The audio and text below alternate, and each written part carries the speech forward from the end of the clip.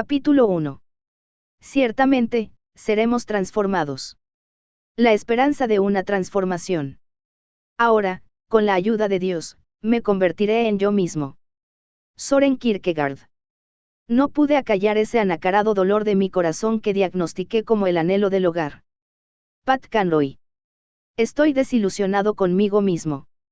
No lo estoy tanto con las cosas precisas que he hecho, como con los distintos aspectos de la persona en que me he convertido. Tengo la incómoda sensación de que no soy todo lo que debería ser. Parte de esta desilusión es trivial. No me habría importado tener un físico más musculoso. No puedo hacer las reparaciones básicas de la casa. Hasta ahora no he demostrado demasiada capacidad financiera. Parte de ella es neurótica. Algunas veces estoy demasiado preocupado acerca de lo que piensan de mí los demás, incluso, gente que no conozco. Parte de ella, lo sé, es peor que trivial, simplemente, es el amargo fruto de la absorción en mi propia persona. Asisto a una reunión con mis compañeros de la secundaria y no puedo reprimir el afán de destacarme por tener un aspecto más atrayente, o por haber obtenido unos logros más impresionantes que mis compañeros de clase. Le hablo a alguien con el que quiero ser encantador, y las palabras me salen torpes y ordinarias. Estoy desilusionado con lo común y corriente que soy. En palabras de Geresen Killer, quiero que me llamen Dios Sol, Rey de los Estados Unidos, ídolo de millones, portador del fuego, el gran Hayi, Tundar el niño gigante. Pero hay otra parte de esa desilusión conmigo mismo que es más profunda. Cuando voy a ver a mis hijos por la noche, mientras duermen, pienso en la clase de padre que quiero ser. Quiero crear momentos de magia. Quiero que recuerden haber estado riéndose hasta que se les salieron las lágrimas. Quiero leerles cuentos y hacer que el libro cobre tanta vida que les encante leer. Quiero tener lentas charlas afectuosas con ellos cuando se estén preparando para dormir. Quiero cantarles para despertarlos por la mañana. Quiero cazar luciérnagas con ellos, enseñarles a jugar tenis, pelear tirándonos comida, abrazarlos y orar por ellos, de manera que les haga sentir que los amo. Los veo dormidos por la noche, y recuerdo cómo pasó realmente el día. Recuerdo cómo se enzarzaron en una pelea por un juego de damas y yo salí de la habitación porque no quería gastar la energía que hacía falta para enseñarles la forma de resolver su conflicto. Recuerdo lo que mi hija derramó ponche de cereza en la cena, y la grité que tuviera más cuidado, como si hubiera acabado de revelar alguna profunda debilidad de carácter.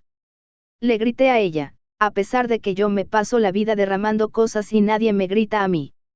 Le grité, para ser sincero, sencillamente porque soy grande y ella es pequeña, y me pude salir con la mía.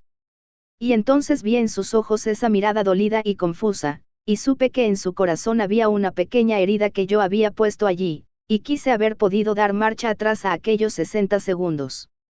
Recuerdo cómo por la noche no había tenido lentas charlas amorosas con ellos, sino que me limitaba a apresurarlos para que se acostaran, de manera que me quedara más tiempo para mí mismo. Estoy desilusionado. Y no se trata solo de mi vida de padre. También estoy desilusionado por mi vida como esposo, amigo, vecino y humano en general. Pienso en el día en que nací, cuando traía conmigo el don de la promesa, ese don que se les da a todos los niños. Pienso en ese pequeño, y lo que habría podido ser, las formas en que habría podido desarrollar su mente, cuerpo y espíritu, los pensamientos que pudo tener, el gozo que hubiera podido crear. Me siento desilusionado de que aún ame tan poco a Dios y peque tanto. Siendo niño siempre tuve la idea de que los adultos eran más o menos el tipo de gente que querían ser. Sin embargo, lo cierto es que soy vergonzosamente pecador, que soy capaz de sentir una aterradora cantidad de celos si alguien triunfa de una forma más visible que yo. Me siento desilusionado por mi capacidad para ser pequeño y mezquino. No puedo orar por mucho tiempo sin que mi mente se desvíe a una fantasía de airada venganza sobre algún desprecio pasado que yo creía haber perdonado mucho tiempo atrás, o alguna grandiosa fantasía de mis propios logros. Puedo convencer a la gente de que soy trabajador y productivo, y con todo, desperdiciar grandes cantidades de tiempo viendo televisión. Estas son solo unas cuantas de las desilusiones. Tengo otras más tenebrosas de las cuales no estoy dispuesto a escribir. Lo cierto es que el hecho mismo de escribir estas palabras es un poco desorientador, porque me hace parecer más sensible de lo que realmente soy ante mi condición de ser caído. Algunas veces, aunque estoy consciente de lo mucho que me falta, eso ni siquiera me molesta demasiado. Y me desanima mi falta de desilusión. ¿De dónde procede toda esta decepción? En nuestros días es corriente decir que se trata de una falta de estima de uno mismo, un no saber aceptarse a sí mismo. Tal vez sea parte de la respuesta, pero no es toda la respuesta, ni mucho menos. La respuesta más antigua y sabia es que la sensación de desilusión no es el problema, sino el reflejo de otro problema más profundo, el no haber llegado a ser la persona que Dios tenía en mente cuando me creó.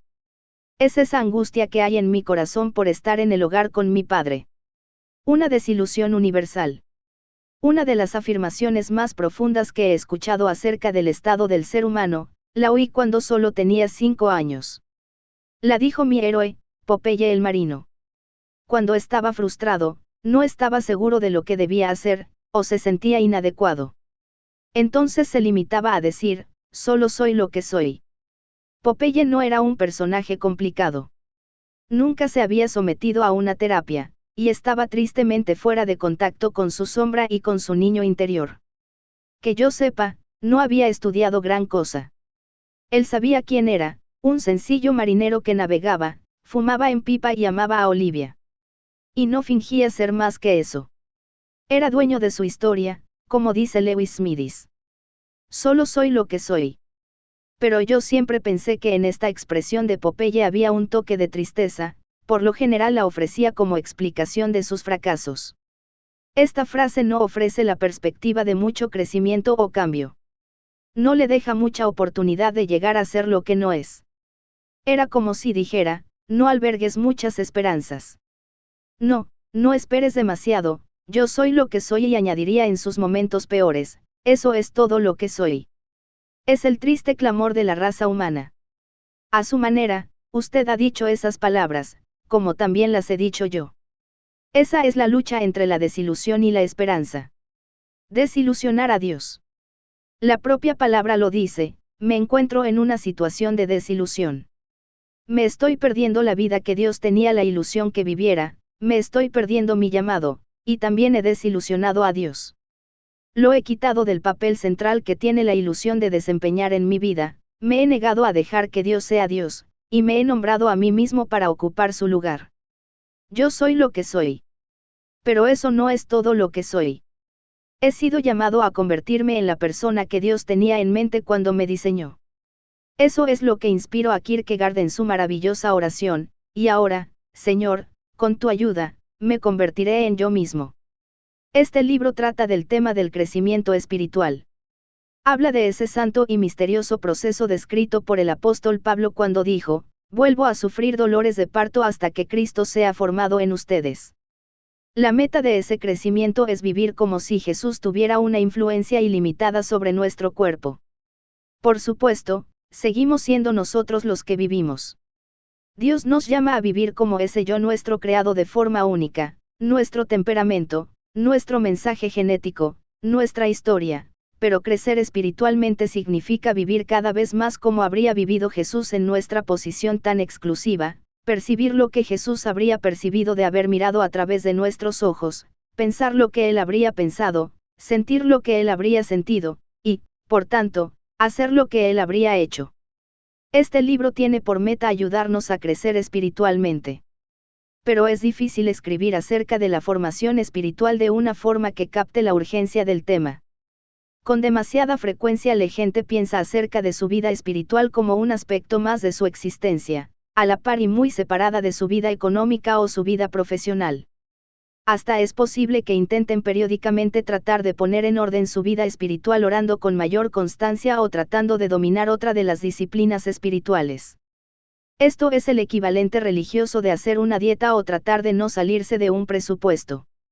Lo cierto es que la expresión vida espiritual solo es una forma de referirnos a nuestra vida a todos sus momentos y facetas desde la perspectiva de Dios.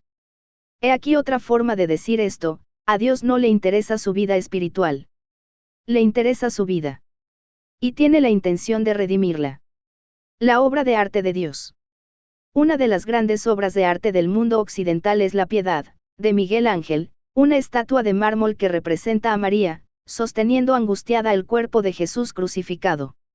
Hace algunos años un nacionalista fanático se abalanzó sobre esta obra maestra y comenzó a destruirla con un mazo.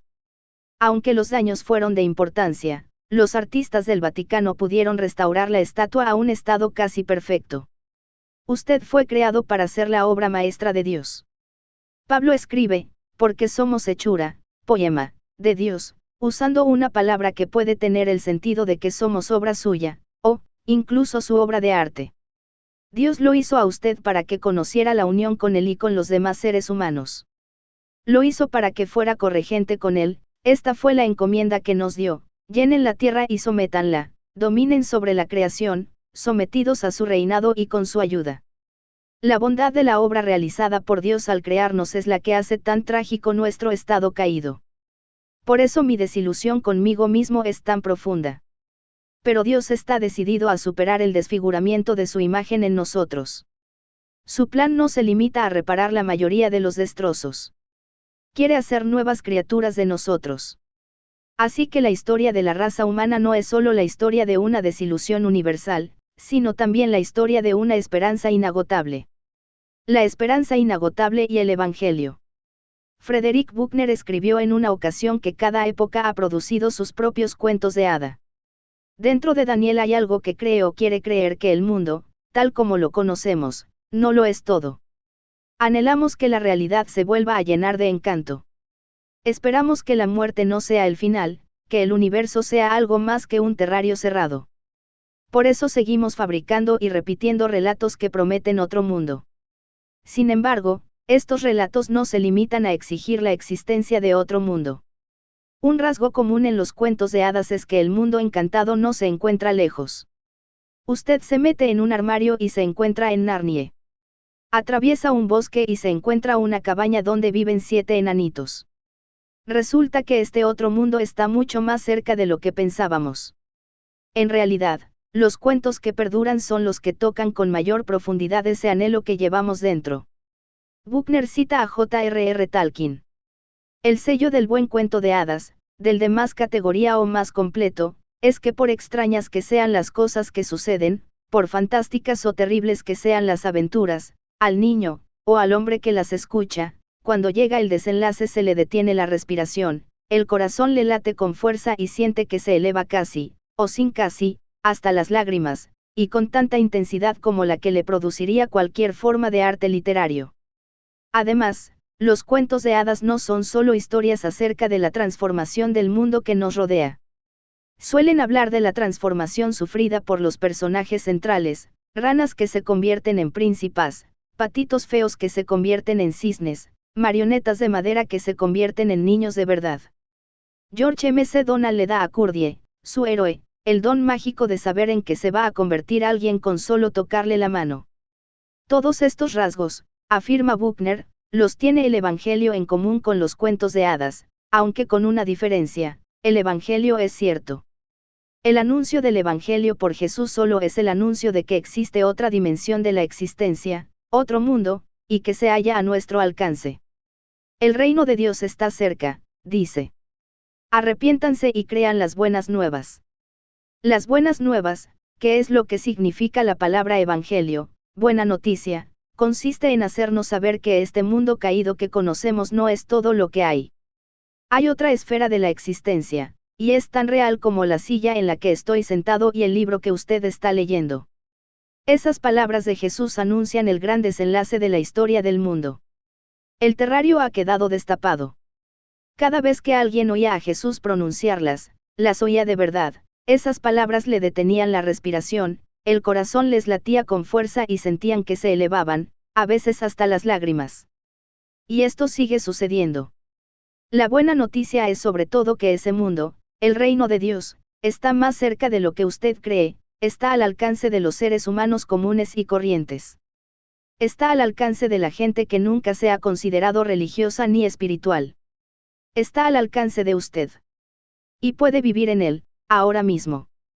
Esto significa en parte que su historia personal es la historia de una transformación. Usted no seguirá siendo para siempre la que es ahora. llegará el día en que usted va a hacer algo incomparablemente mejor, o peor. C.S. Lewis expresaba de esta forma esa esperanza. Es algo muy serio vivir en una sociedad de posibles dioses y diosas, y recordar que la persona más aburrida y poco interesante con la que podemos hablar, un día se podría convertir en una criatura que, si la viéramos ahora, nos sentiríamos fuertemente tentados a adorarla, o bien en algo tan horrible y lleno de corrupción, como los que ahora nos encontramos, si acaso, solo en las pesadillas. En cierto grado, todo el día nos estamos ayudando unos a otros a alcanzar uno u otro de estos dos puntos de destino. No hay gente corriente. Usted nunca ha hablado con un simple mortal. Las naciones, las culturas, las artes, las civilizaciones, si son mortales, y comparada con nuestra vida, su vida es como la de un mosquito. Inmortales son aquellos seres con los cuales bromeamos, trabajamos, nos casamos, a quienes desairamos o explotamos, horrores inmortales o esplendores eternos.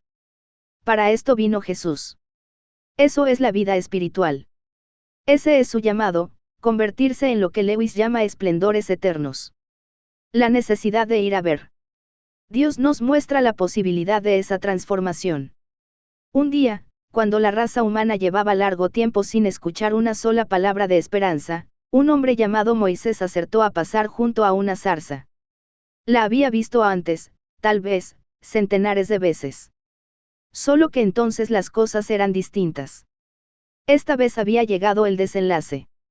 Esta vez se había abierto el armario para mostrar a Narnie, esta vez la zarza estaba ardiendo con la presencia de Dios.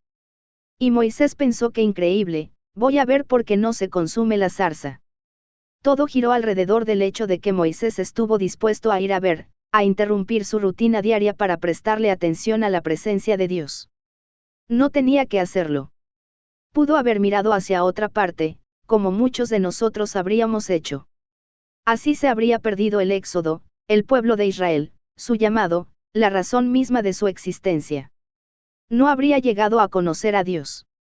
Pero no se perdió nada. Se detuvo. Fue a ver. Dios le dijo que quería comenzar una nueva comunidad de coexistencia humana, y quería que él, Moisés, fuera su caudillo. Quería que fuera al faraón, el jefe supremo de una superpotencia, para decirle que aquella inmensa mano de obra israelita ya no estaría disponible. Pero el sentido de la oportunidad de Dios le pareció extraño a Moisés. 40 años antes, tal vez. 40 años antes él era joven y fuerte y era producto de la mejor educación que la civilización egipcia podía dar. 40 años antes tenía poderosas conexiones y grandes esperanzas. Pero ahora era un don nadie, un pastor anónimo en un desierto olvidado, rechazado por su propio pueblo y fugitivo de Egipto. ¿Quién soy yo para presentarme ante el faraón?, preguntó Moisés. Nadie me conoce, soy lento de palabra y torpe de lengua. Estoy desilusionado conmigo mismo. Soy lo que soy y nada más. Dios le dijo a Moisés lo que nos ha dicho a usted y a mí, y a millones más como él: yo sé todo eso, y a la verdad, no me importa gran cosa. Porque soy yo quien va a estar contigo. Tu sensación de culpa y de incapacidad ya no es la verdad máxima acerca de ti. Sí, tú eres lo que eres, pero eso no es todo lo que eres. Tú eres lo que eres, pero aún no eres lo que vas a ser. Yo voy a estar contigo. A esto, Moisés le respondió con bastante lógica: supongamos que me presento ante los israelitas y les digo, el Dios de sus antepasados me ha enviado a ustedes, ¿qué les respondo yo si me preguntan, ¿y cómo se llama? Y Dios le respondió: yo soy el que soy. Dios quería que lo conocieran íntimamente, por su nombre. Ese mismo día Dios había estado activo en la historia humana, listo para transformar, tanto entonces como ahora, a todo el que estuviera dispuesto a ir a ver a una zarza ardiendo. Yo soy el Dios de Abraham y de Sara, de Isaac y de Rebeca, soy el Dios que ama a su pueblo. He visto la infelicidad de mis hijos cuando ellos creían que no los estaba mirando. He escuchado sus gemidos cuando ellos pensaban que no los estaba escuchando. Yo soy el Dios que te vio entre los juncos donde estabas escondido, y en el desierto cuando te convertiste en un fugitivo. Porque es el Dios que se esconde en las zarzas que arden y habla con un susurro. Levanta esa esperanza, dice Dios, tú me conoces, yo soy el que soy. La transformación es la meta. Hace algunos años el interés dominante de los niños de 6 años en los Estados Unidos era un grupo de superhéroes adolescentes llamados los. Sus programas producidos en Japón con un presupuesto muy bajo, y después, pobremente doblados al inglés, tuvieron un éxito inesperado. La clave del atractivo que tenían los programas era la capacidad de los personajes para lo que ellos llamaban morfear. En la vida ordinaria eran adolescentes normales, pero cuando se necesitaba, podían tener acceso a un poder superior a ellos mismos, para convertirse en héroes de las artes marciales a favor de la justicia. Su grito de aliento en los momentos de crisis era, es hora de morfear, y se transformaban, adquiriendo capacidades para hacer cosas extraordinarias. El programa se convirtió en un éxito tan notable que el verbo morfear ha comenzado a introducirse en los artículos de las revistas y en la conversación corriente, y tal vez llegue a formar parte de nuestro vocabulario permanente. Así se convirtió en expresión normativa en nuestra casa, cuando alguien necesitaba un serio ajuste en sus actitudes, es la hora de morfear. Por supuesto, no son solo los niños los que se quieren morfear. El anhelo de transformarse es algo que se halla en lo más profundo de todo corazón humano. Por eso la gente entra en la terapia, se inscribe en los clubes de salud, va a los grupos de recuperación, lee libros para ayudarse a sí mismo, asiste a seminarios de motivación y formula resoluciones de año nuevo. La posibilidad de una transformación es la esencia misma de la esperanza. El psicólogo Aaron Beck dice que la creencia que más envenena una relación es la de que la otra persona no puede cambiar. Ese pequeño verbo morfear tiene una larga historia. En realidad, procede de uno de los verbos griegos más ricos que hay en el Nuevo Testamento, y en cierto sentido, es el fundamento de todo este libro. El verbo griego morfoo significa producir la formación real e interna de la naturaleza esencial de una persona. Era el término utilizado para describir la formación y el crecimiento de un embrión dentro del cuerpo de su madre. Pablo usó este verbo en su carta a los Gálatas, hasta que Cristo sea formado en ustedes. Estaba pasando por esos dolores hasta que Cristo naciera en ellos, hasta que manifestaran su carácter y bondad en todo su ser. Dice que ellos, al igual que nosotros, se hallaban en una especie de proceso de gestación espiritual. Estamos gestando unas posibilidades tan grandes de crecimiento espiritual y belleza moral, que no se pueden describir de forma adecuada si no es diciendo que se trata de la formación de Cristo en nuestra propia vida. Usa también un derivado de este verbo, al decirles a los cristianos de Roma que Dios los ha predestinado a ser transformados según la imagen de su Hijo. Este derivado, el verbo simorfoo, significa tener la misma forma que otro, darle a algo una forma permanentemente semejante. El crecimiento espiritual es un proceso en el que se da forma, debemos ser, con respecto a Cristo, lo que es una imagen con respecto al original. Hay otra forma de esta palabra que aparece también en Romanos, cuando Pablo dice que no nos debemos conformar al mundo que nos rodea, sino ser transformados mediante la renovación de su mente. El verbo ahora es metamorfoo, del que procede nuestra palabra metamorfosis.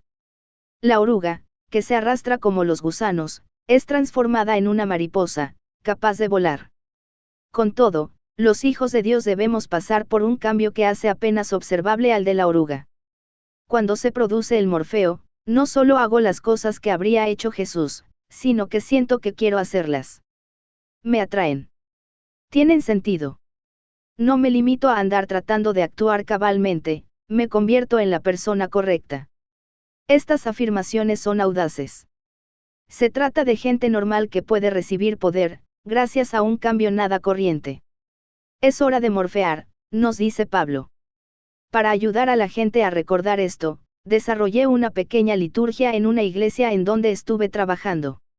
Le decía a la congregación es hora de morfear. Ellos me respondían, ciertamente, vamos a morfear. La meta fundamental de la vida espiritual es la transformación del ser humano. No es asegurarse de que la gente sepa dónde irá cuando muera, ni ayudarla a tener una vida interior más rica, o ver que tenga muchas informaciones acerca de la Biblia, aunque estas cosas sean buenas. Pongamos primero lo primero.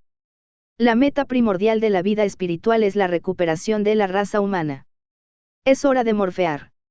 Y no solo eso, sino que esta es una meta que se puede buscar en todo momento.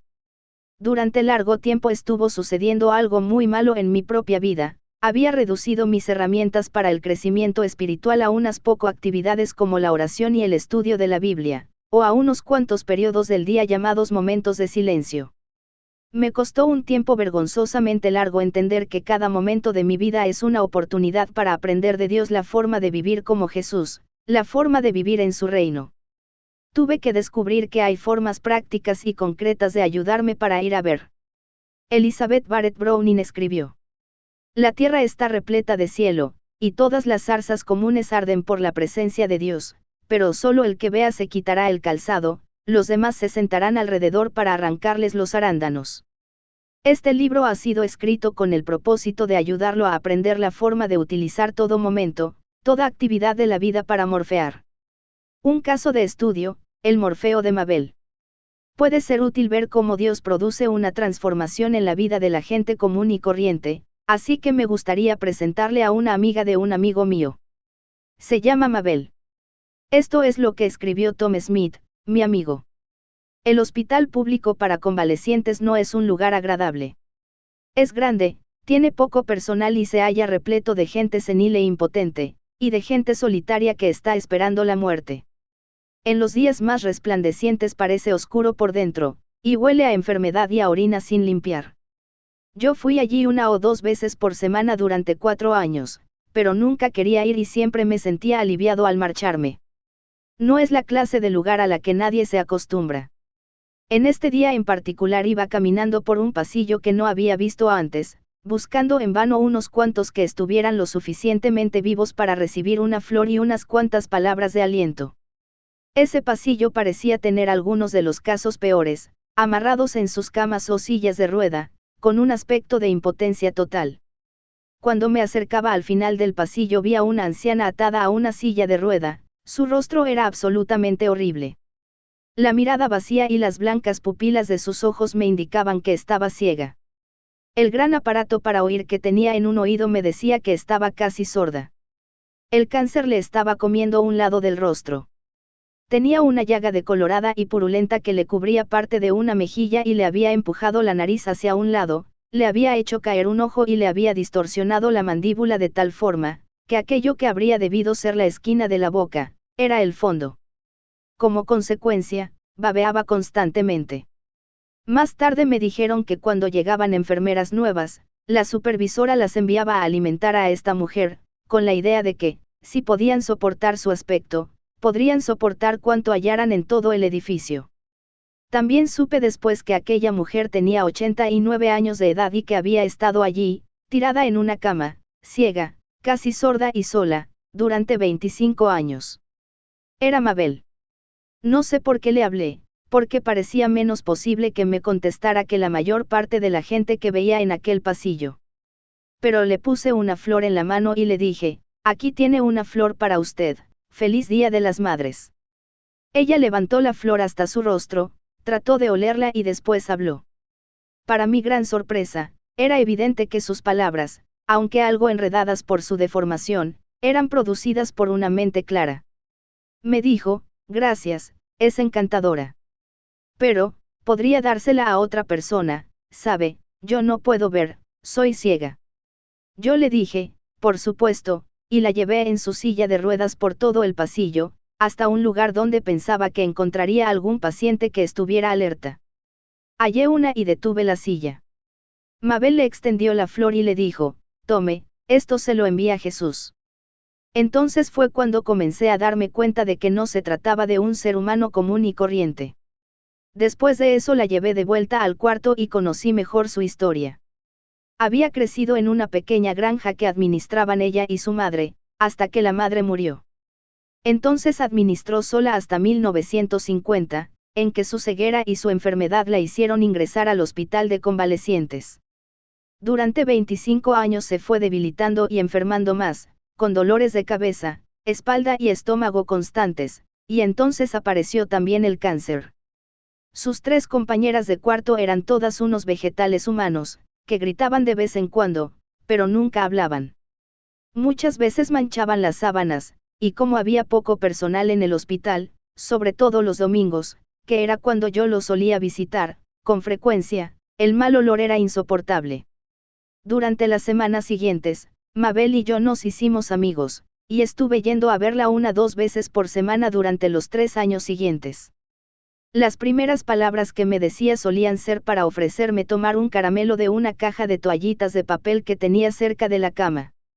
Algunos días le leía la Biblia, y muchas veces, cuando hacía una pausa, ella seguía recitando el pasaje de memoria, palabra por palabra. Otros días me llevaba a un himnario y cantaba con ella, y se sabía la letra de todos los himnos antiguos. Para Mabel no se trataba de unos simples ejercicios de memoria. Muchas veces se detenía en medio de un himno para hacer un breve comentario acerca de una parte de la letra que le parecía especialmente significativa en su propia situación. Nunca la oí hablar de soledad ni de dolor, excepto por el énfasis que daba a ciertos versos de algunos himnos. No habían pasado muchas semanas cuando pasé de ser útil a la de asombro, y llegaba con papel y pluma para escribir lo que ella decía. Durante una agitada semana de exámenes finales, me sentía frustrado porque percibía que tiraban de mi mente en 10 sentidos distintos al mismo tiempo, con todas las cosas sobre las cuales tenía que pensar. Entonces se me ocurrió una pregunta, ¿en qué pensará Mabel, hora tras hora, día tras día, semana tras semana, si ni siquiera puede saber si es de día o de noche? Así que fui donde ella estaba y le pregunté, Mabel, ¿en qué piensas cuando estás aquí acostada? Y ella me respondió, pienso en mi Jesús. Me quedé allí sentado y pensé por un momento en lo difícil que me resultaba pensar en Jesús, aunque fuera por 5 minutos, así que le pregunté, ¿qué piensas acerca de Jesús? Ella me respondió lenta y deliberadamente, mientras yo escribía. Pienso en lo bueno que ha sido conmigo, ¿sabes? Él ha sido inmensamente bueno conmigo en la vida. Soy de esa clase de personas que se sienten muy satisfechas. Hay muchos a los que no les importa lo que pienso. Muchos pensarán que soy una anticuada. No me importa. Prefiero tener a Jesús. Él es todo mi mundo. Y entonces Mabel comenzó a cantar un viejo himno. Jesús es todo mi mundo, mi vida, mi gozo, mi todo, es mi fortaleza de día en día, sin él yo caería. Cuando estoy triste acudo a él, nadie me puede animar así. Cuando estoy triste él me hace feliz. Él es mi amigo. Esto no es ficción. Por increíble que parezca. Hubo un ser humano que vivió realmente de esta forma. Lo sé. Yo la conocí. ¿Cómo pudo lograrlo? Los segundos pasaban, los minutos se arrastraban, y lo mismo hacían los días, las semanas, los meses y los años de dolor sin compañía humana y sin explicación alguna de la razón por la que todo aquello estaba sucediendo, y ella se quedaba allí, tirada, cantando himnos. ¿Cómo podía hacerlo? Creo que la respuesta es que Mabel tenía algo de lo que usted y yo no tenemos gran cosa. Tenía poder. Allí tirada en aquella cama sin poder moverse, ver, oír o hablar con nadie, tenía un poder increíble. Se trataba de un ser humano común y corriente que había recibido un poder sobrenatural para hacer cosas que no tenían nada de corrientes. Toda su vida consistía en seguir a Jesús lo mejor que pudiera, dentro de su situación, soportando con paciencia sus sufrimientos y su soledad, orando, meditando en las Escrituras, adorando, teniendo comunión cuando le era posible, dando cuando tenía una flor o un caramelo que ofrecer. Imagínese usted mismo en la situación de ella, diciendo, pienso en lo bueno que ha sido conmigo, ¿sabes? Él ha sido inmensamente bueno conmigo en la vida. Yo soy esa clase de personas que se sienten muy satisfechas, es el Salmo 23 convertido en vida, el Señor es mi pastor, nada me falta. Para todo el que vio realmente a Mabel, que estuvo dispuesto a ir a ver, aquella cama del hospital se convirtió en una zarza ardiendo, un lugar donde este mundo corriente y lleno de dolor era visitado por la presencia de Dios. Cuando otros veían la vida en aquella cama de hospital se querían quitar el calzado. El terrario había sido destapado. Entonces venía el desenlace, con la respiración suspendida, el corazón palpitante y con lágrimas. Estaban pisando suelo santo. ¿Cree usted que a un ser humano corriente le es posible vivir así? ¿Lo cree posible para usted mismo? Esto es lo que promete el Evangelio, la buena noticia proclamada por Jesús: el reino de Dios está cerca, arrepentíos y crean a las buenas nuevas. Las buenas nuevas que presentó Jesús consisten en que ahora, los seres humanos comunes y corrientes pueden vivir en la presencia de Dios y bajo su poder. Las buenas nuevas que predicó Jesús no tienen que ver con el mínimo de requisitos exigidos para entrar al cielo cuando muramos. Tienen que ver con la gloriosa redención de la vida humana, de su propia vida. Es hora de morfear.